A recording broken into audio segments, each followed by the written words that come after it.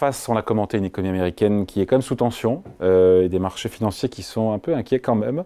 La Banque centrale américaine, la Fed qui se réunit aujourd'hui, et qui devrait, on le sent bien, opter pour la prudence en ne touchant pas à ses taux d'intérêt directeurs. Bonjour Laurence. Bonjour David. Laurence Lafont, rédacteur en chef de Lettres d'investissement.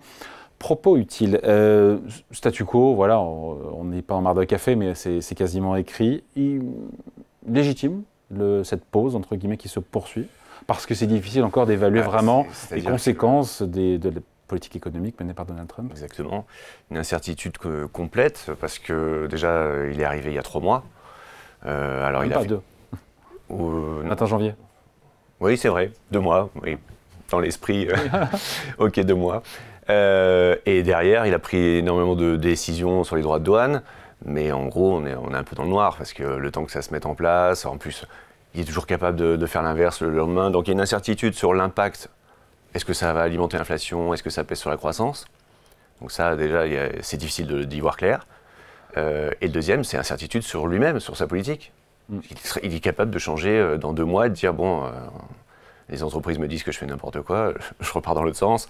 Donc, il ne prend pas ce chemin-là pour l'instant. Non, pour l'instant, non. Il n'a pas communiqué du tout sur l'évolution de Wall Street. Vous me direz, ça n'a pas dans le bon vrai, sens. Et ça, c'est une nouveauté. Ça, c'est nouveau. Parce qu'avant, il tweetait quand même tous les jours, il y a un record sur le SP, c'est grâce à moi, c'est merveilleux, l'Amérique est trop forte. Il n'y a plus de record, depuis il n'en parle plus. Il avait même dit qu'un président qui faisait baisser le marché devait démissionner à partir d'un certain nombre de points. Ouais, c'est assez drôle. Donc bon, parenthèse fermée, voilà, il crée beaucoup d'incertitudes, et pour les banquiers centraux, voilà, il y a une visibilité qui est trop courte. Donc pour l'instant, ils étaient en pause, parce que l'année dernière, ils ont quand même baissé les taux. Ouais. La pause va se poursuivre. Ce soir, il y a peu de... Qu'est-ce qu'il va nous dire alors, Jérôme Powell? Est-ce qu'il va, pour la suite des opérations, est-ce qu'il va voir scruter les mots qu'il va employer? Je pense que c'est là que tout va jouer, c'est-à-dire qu'on a quand même un marché américain qui est mal orienté. Marché boursier. Marché boursier américain, effectivement. Et la Fed a toujours un biais, elle regarde les marchés, elle n'est pas dans sa bulle. Donc sur les taux, on a dit statu quo.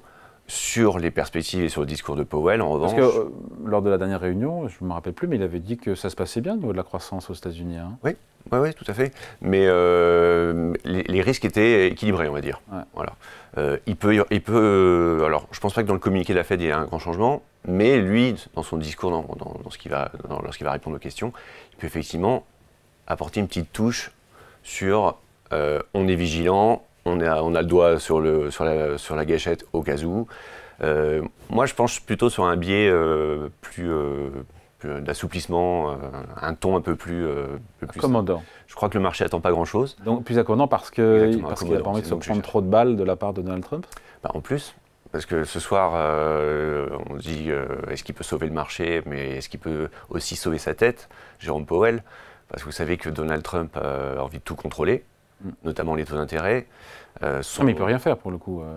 Il est président jusqu'en 2026, Jérôme Powell. Bah oui, mais en 2026, il va bien falloir prendre une décision. Ouais, mais d'ici là, il y aura les mid-terms. C'est pas la veille que Powell va s'inquiéter de savoir si sa tête est sauvée. Ouais. Donc je pense qu'il a la pression de l'administration Trump. Le secrétaire au Trésor veut faire baisser les taux. Il parle des rendements obligataires et des taux de la Fed. Il dit même si la Fed ne fait rien, nous on va faire baisser les taux parce qu'on réduit les dépenses, le déficit, etc. Ouais. Leur obsession, c'est la baisse des taux, la baisse du prix de l'argent en fait aux États-Unis. Voilà. Pour que les Américains puissent s'endetter moins. Pour que les Américains puissent toujours s'endetter plus, dépenser plus, les entreprises. C'est plutôt pas mal ça, non? Mais j'ai pas dit que c'était mal, mais c'est une obsession et donc vous savez qu'il y a même des sénateurs américains qui proposent d'enlever l'indépendance de la Fed. Ça rentre dans le...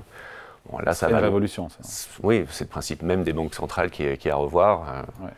Donc je pense que Powell, oui, doit effectivement aussi concilier un petit peu, envoyer des messages vers l'administration Trump, et que de ce côté-là... Qu'est-ce qu'il fera ce soir?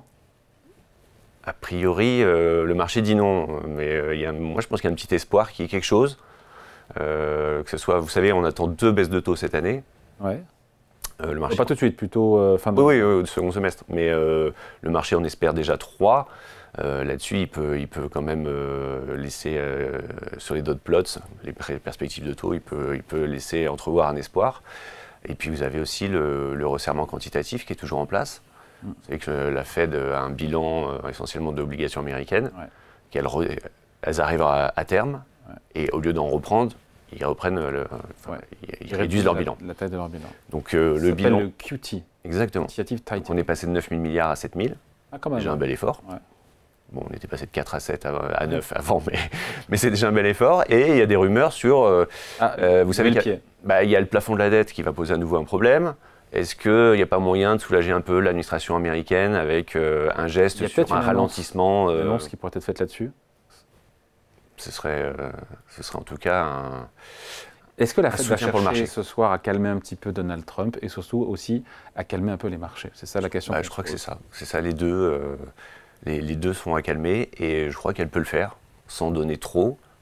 Mais il y a de la marge parce que c'est ça qui est dingue, c'est que le marché est très pessimiste en ce moment.